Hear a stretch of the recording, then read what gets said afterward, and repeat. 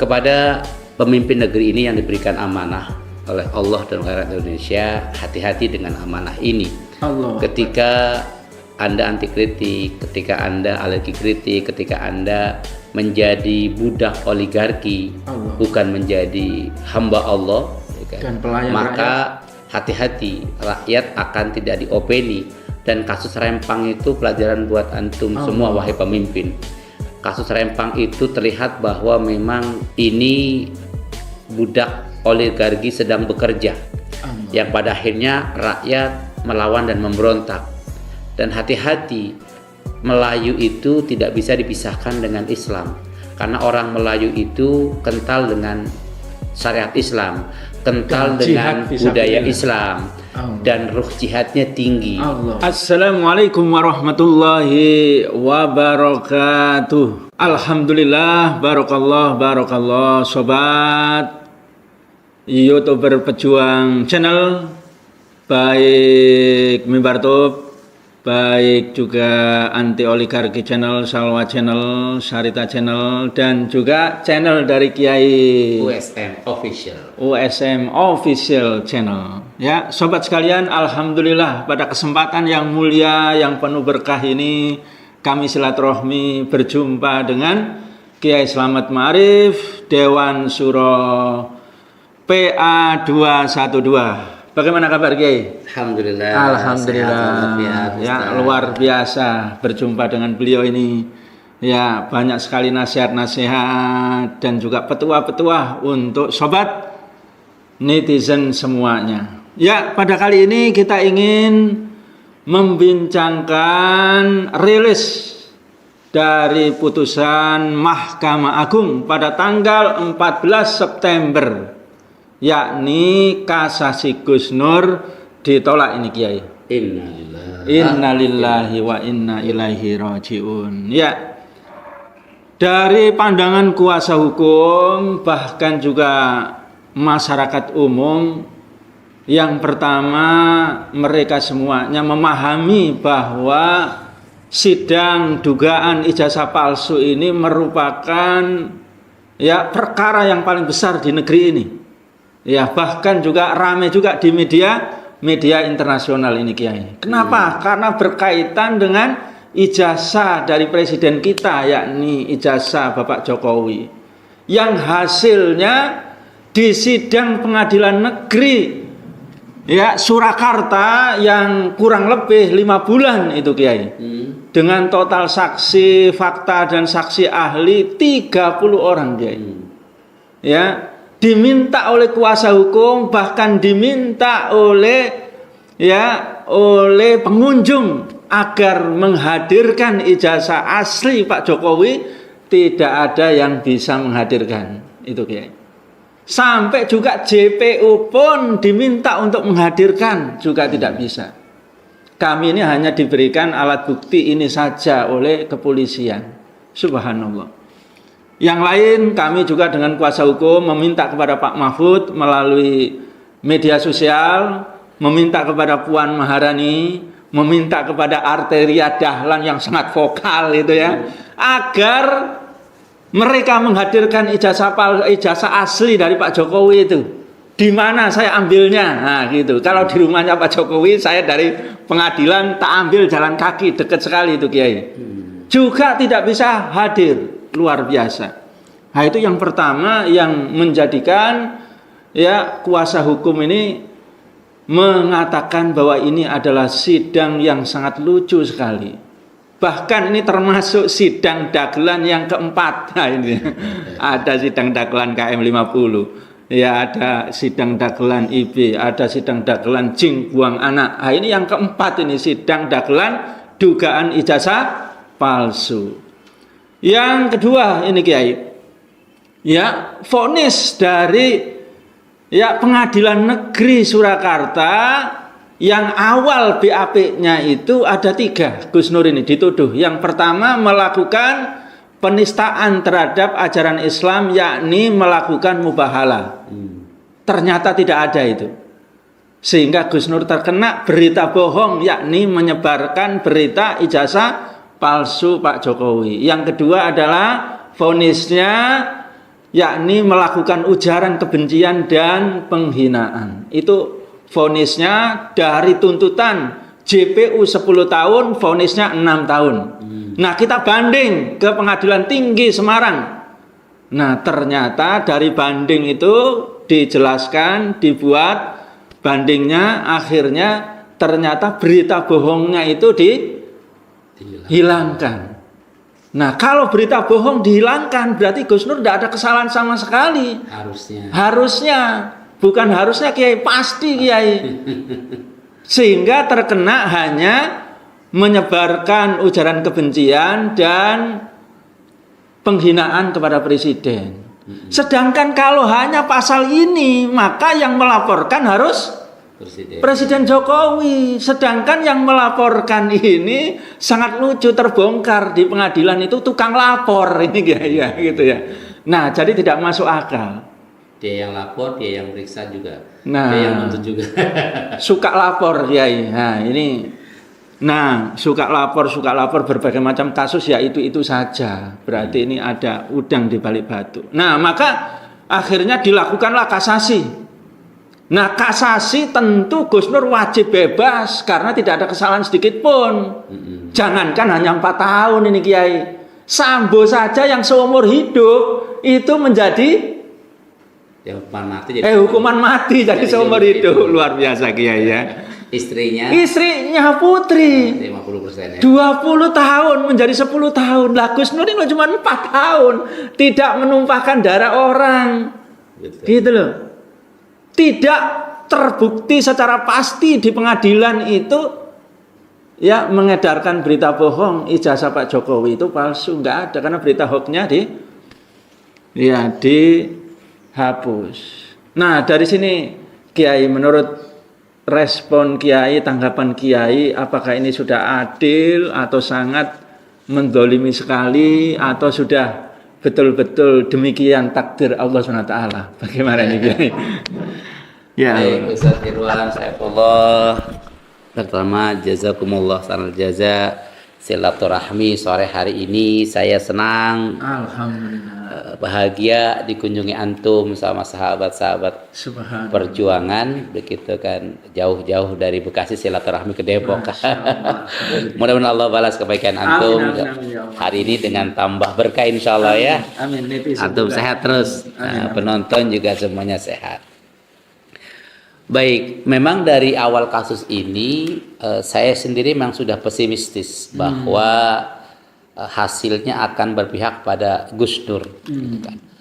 Karena sesungguhnya ini kan persoalan anak bangsa yang mendapat informasi tentang pemimpinnya, kemudian minta kejelasan. Sesungguhnya akan menjadi mudah dan tidak berkepanjangan kalau memang pemimpinnya gentle, pemimpinnya jujur, pemimpinnya berkata apa adanya. Artinya kalau Pak Jokowi ketika itu dengar berita ini kemudian secara terbuka menunjukkan ijazah aslinya, nggak berkepanjangan. Subhanallah. Ya kan? Tapi kan kita melihat justru sampai dengan persidangan berlangsung, sampai dengan putusan pengadilan, tidak ada kejelasan. Baik majelis hakim, jaksa penuntut umum, ataupun pelapor sekalipun tidak bisa menunjukkan. Jadi dari sudut etika sebetulnya pemimpin ini, Pak Jokowi, secara moral, walaupun jualannya revolusi mental, tapi ternyata kan mentalnya mental pengecut jadinya. Tapi seandainya Kiai ijazahnya ternyata tidak asli, kemudian dia tunjukkan tidak asli, minta maaf, bagaimana Kiai? Apakah para ulama? Nah, ini persoalannya. Jadi akhirnya karena sampai dengan putusan baik pihak istana, pihak KSP, ataupun keluarga, ataupun pihak kampus ya, tidak bisa menunjukkan ijazah asli, makanya wajar kalau kemudian timbul praduga, dugaan bahwa jangan-jangan emang betul ijazahnya palsu. Kalau emang nggak palsu bener, harusnya berani dong. Jadi wajar saja akhirnya sampai dengan mengorbankan orang yang sedang mencari keadilan untuk bangsa. Karena memang konsekuensinya kalau betul ijazahnya palsu, maka secara konstitusi memang harus turun jabatan. Dan itu kelihatannya yang dipertahankan karena resikonya tinggi. Betul. Kalau memang mentalnya berhasil direvolusi, kalau memang punya ijazah palsu, jujur dia. Ya, kan? Berarti berhasil tuh. Revolusi akhlaknya berhasil. Iya. Tapi ini menunjukkan kegagalan sebetulnya. Nah, akhirnya inilah yang terjadi. Jadi semakin susah para pejuang keadilan di negeri ini untuk mendapatkan keadilan. Semakin kentara bahwa orang-orang dan kelompok yang berupaya menegakkan hukum Allah di buminya Allah diperlakukan yang zalim, yang tidak adil. Nah, terakhir ya kita lihat Gus Nur ini begitu kan. Tapi ala kulli hal sebagai sahabat Gus Nur, sahabat beliau, ini konsekuensi perjuangan. Segala yang dikorbankan Gus Nur di mata Allah nggak akan hilang. Ya kan? Amin. Ya. Ketika kita berani melawan badai, ya resikonya bisa tergelincir oleh gerusan badai kan begitu. Ya. Ketika kita berani melawan ombak, ya konsekuensinya resikonya bisa tergulung ombak kan begitu kan. Nah ini yang memang sedang dihadapi Gus Nur. Nah kemudian ternyata memang dari mulai pengadilan negeri, kemudian pengadilan tinggi, kemudian Mahkamah Agung, itu kelihatannya memang ada pesanan-pesanan. Di balik itu semua, seperti dengan kasus Habib Rizik, kasus Jin Buang Anak, ya. Jadi lebih dominan unsur politis daripada unsur hukumnya. Penegakan hukum. Betul, karena memang fakta pengadilannya kalau kita pelajari tidak memenuhi unsur sebetulnya kan. Sama sekali. Iya, ini kan tapi karena unsur politisnya tinggi, ya pokoknya sampai dengan 2024 di dalam lah begitu. Karena mengganggu perjalanan 2024. Ya, itu sobat sekalian ya, luar biasa para ulama, para habaib, para mubaligh dan oposisi yang berjuang amar ma'ruf nahi munkar untuk mencapai ridha Allah SWT, seperti yang dipesankan oleh beliau, ternyata ya unsur politiknya yakni ketakutan yang luar biasa untuk menyampaikan apa adanya sehingga nanti bisa dimakzulkan, sehingga mungkin tekanan oligarki ini sangat luar biasa. Dan ini bisa kita ketahui bahwa seluruh ya tokoh-tokoh ulama, ya seluruh institusi ini banyak ketakutan ya kepada rezim Jokowi ini ya. Nah, selanjutnya ini Kiai, banyak ini masyarakat dan juga kuasa hukum merasakan bahwa keadilan itu sudah tidak ada. Hukum ini sudah tidak ada dan rezim Jokowi ini sangat otoriter sekali. Nah, sampai juga disebutkan oleh Bang Jujuk juga ini, kita bisa melihat ke belakang sedikit. Ya, bagaimana perlakuan terhadap Imam Besar Habib Rizik bin Syihab kepada ya Habib Bahar, kepada Bang Edi Mulyadi, kepada Gus Nur, kepada Ustadz Farid Okba, kepada Kiai Haji Munarman, ya Ustadz Haji Munarman. Mereka langsung ditangkap, coba. Sedangkan kepada yang lain, Denny Siregar, Ade Armando, ya demikian juga kepada Abu Janda, dilaporkan berkali-kali. Yang kedua, kata Bang Cucu juga, ya rezim ini mengikuti Cina, gaya-gaya PKI, gaya-gaya komunis ini. Dan ini nampak dari pengampunan PKI, ada kepres ini. Apalagi ditambah lagi nih, tidak ada awan, tidak ada perang, tidak ada ini. Ya, Pak Luhut bilang siapa saja yang menghalang investasi akan saya bulldozer. Ya, jadi keras sekali sekarang ini kalau kita lihat. Nah, maka demikian juga pengadilan kepada Gus Nur, penolakan ya dari Mahkamah Agung terhadap kasasi ini sangat syarat yang dikatakan oleh Kiai tadi ini ada tekanan politik, ada pesanan politik, berarti ada ketakutan. Nah, ini yang ditakutkan dan dikhawatirkan justru kalau ditolak, apalagi nanti PK-nya ini juga ditolak, maka justru sebaliknya ini adalah kekalahan politik dari Presiden Jokowi.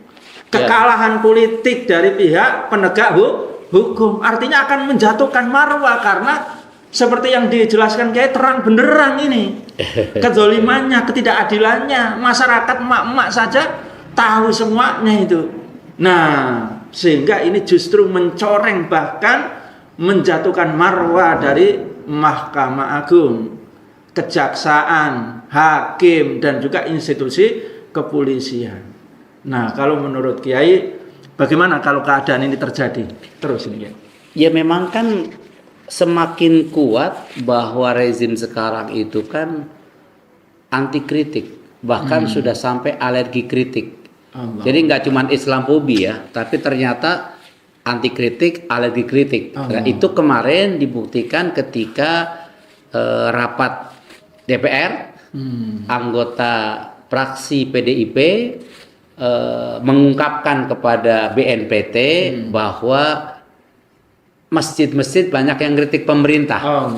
Akhirnya BNPT kemudian mengusulkan untuk mengawasi masjid. Nah, ini kan bukti bahwa mereka anti kritik.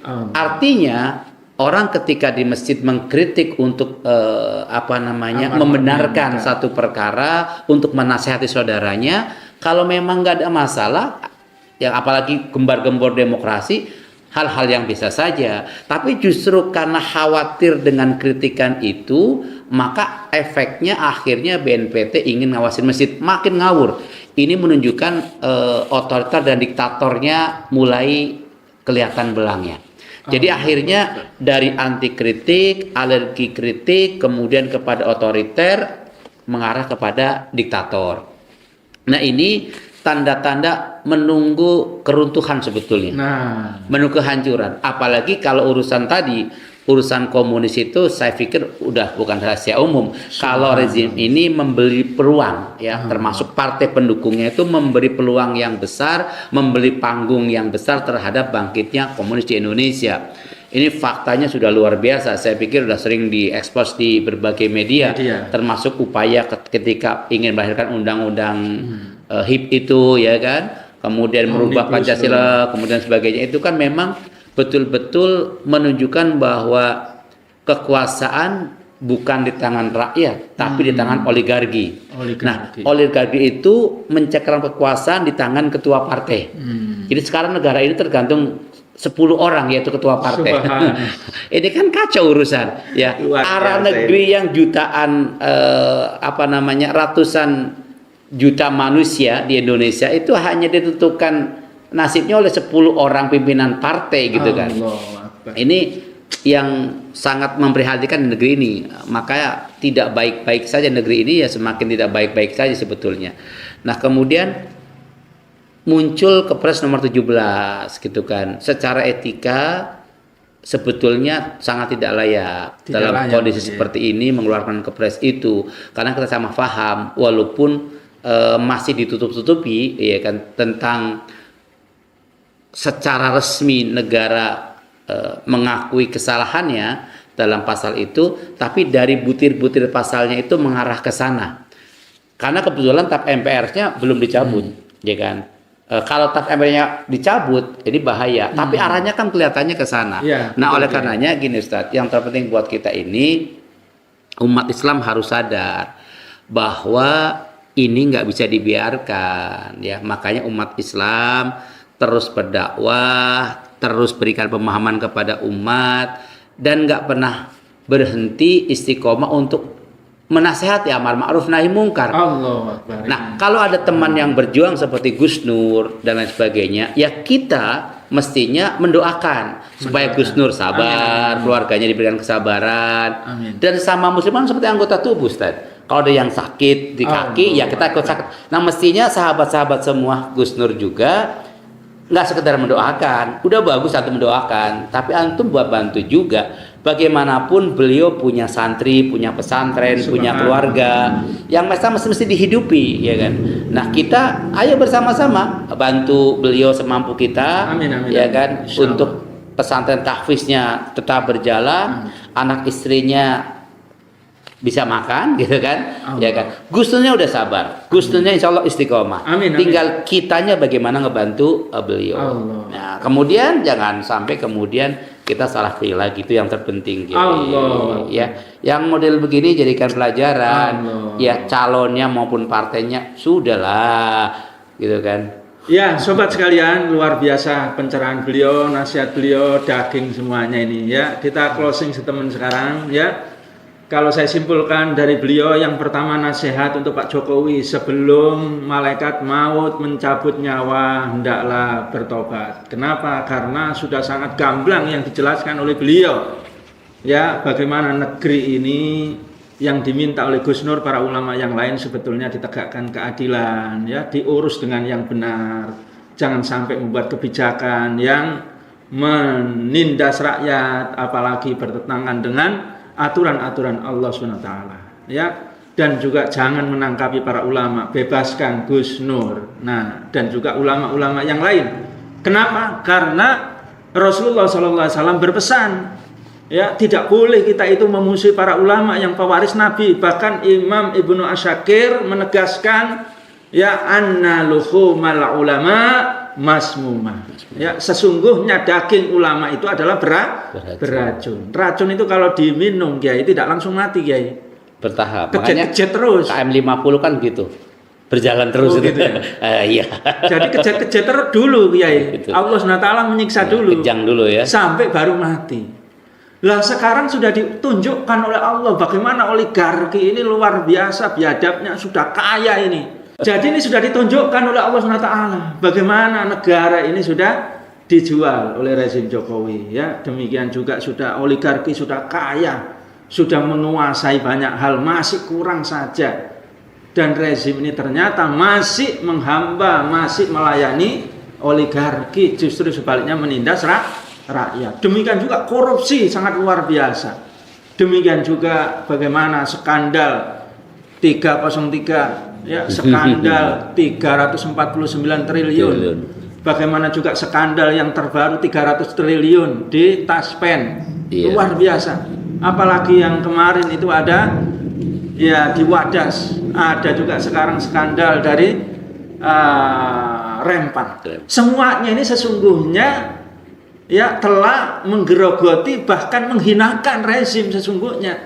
Nah, ini yang harus disadari dan pasti akan dijatuhkan oleh Allah SWT kalau tidak bertobat, kalau tidak membebaskan para ulama. Bagaimana kuatnya Fir'aun, bagaimana kuatnya Soekarno, bagaimana kuatnya Soeharto. Ya, kita tidak tahu, ternyata tiba-tiba Allah yang menjatuhkan. Yang terakhir, closing statement saya sebagaimana yang disampaikan oleh beliau, yuk kita bantu para ulama, termasuk Gus Nur. Gus Nur ini masih luar biasa, masih menyantuni pesantren, masih di dalam itu, Kiai, ya, menjadi pembina DKM masjid. Oh iya, ngurusin takmir masjid, ya. Berarti kan masih istiqomah, tidak minta jabatan, tidak minta uang, apalagi tidak minta yang lain, minta baik aja, sampai di penjara pun baik. Kalau tidak baik itu, Kiai, itu sudah bundas kabeh di dalam itu. Orang baik dimanapun dia akan baik. Nah, emas tetap emas, Kiai, ya. Betul. Nah, inilah yang harus menjadi kegembiraan dari Gus Nur dan juga keluarga Gus Nur. Pasti Allah SWT memberi yang terbaik. Insya Allah. Nah, ini closing statement saya, dan yang terakhir ada closing statement dari Kiai Slamet Marik. Iya, kepada pemimpin negeri ini yang diberikan amanah oleh Allah dan rakyat Indonesia, hati-hati dengan amanah ini. Ketika Anda anti kritik, ketika Anda alergi kritik, ketika Anda menjadi budak oligarki, bukan menjadi hamba Allah, ya kan? Dan pelayan maka hati-hati, rakyat akan tidak diopeni. Dan kasus Rempang itu pelajaran buat antum semua, wahai pemimpin.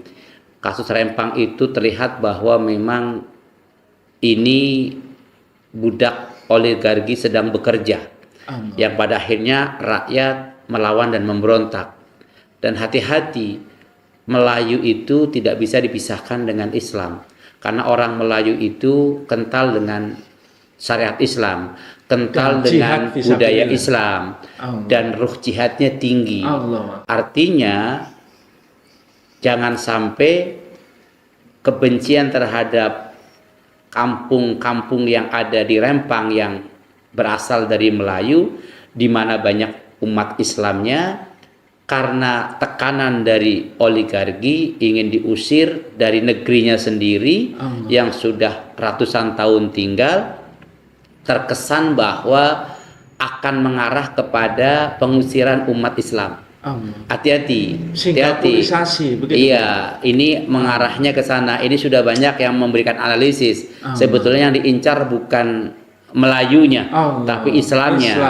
Ini hati-hati. Ini nasihat Pak Jokowi, ya, ya. tolong segera kembalikan, ya kan, tarik semua pasukan di sana, ya kan, abaikan itu oligarki, bisnis yang tidak bermanfaat untuk negara ini diberhentikan, biarkan penduduk Rempang, orang-orang Melayu tetap tinggal di sana. Insya Allah akan memberikan kontribusi besar buat bangsa negara ini. Dan mereka sangat bersaudara. Ya. Sangat saudara. Itu kira-kira yang terakhir. Ya, netizen luar biasa kita berjumpa dengan beliau ini, ya, nasihat-nasihatnya mudah-mudahan manfaat dan barokah untuk kita semuanya. Walhamdulillahirabbil alamin. Assalamualaikum warahmatullahi wabarakatuh.